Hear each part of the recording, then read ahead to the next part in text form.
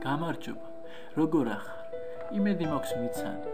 ამ წერილის წერის დროს მქონდა ერთი მიზანი. ამ წერილის დაწერა შეიძლება სულაც არ ღირდა. არ გეგონოს თავს გაცოდებ შერიგება არ მინდა.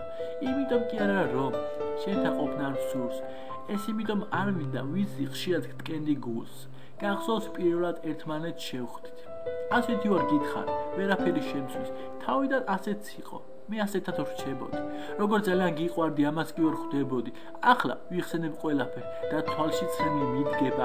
შენთვის ამ სიტყვების თქმა სწორედ ამიტომ მიხდება. ვიხსენებ ყველაფერს. რაც კი ოდესმე გადავხდა. სიყვარული დანდობა მომავალში არ დავხდა. შორიდან პირველად რომ დაგინახე გახსოვს? გახსოვს, როდესაც ვიყავით პირველად ახლოს?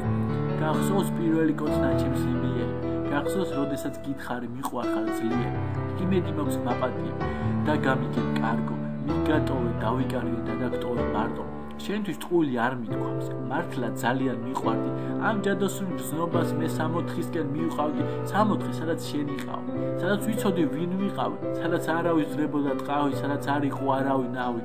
იმედი მაქვს არ გახსოვს, მხოლოდ ცუდი დღეები. ვიცი ხშირად კამათში გადიოდა თვეები.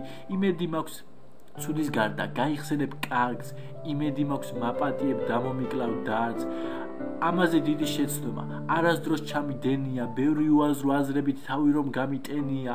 ვფიქრობდი შენ შორს იყავ, ასე ვერაფერს შევძლებდით.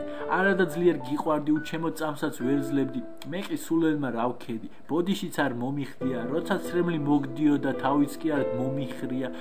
არ გამიკვირდება ამის თქმა. შენ რომ გეგონოს ბოდვა, ადამიანი ვარ არა წმინდანი, მეც ბევრი მადევს კისერზე ცოდვა.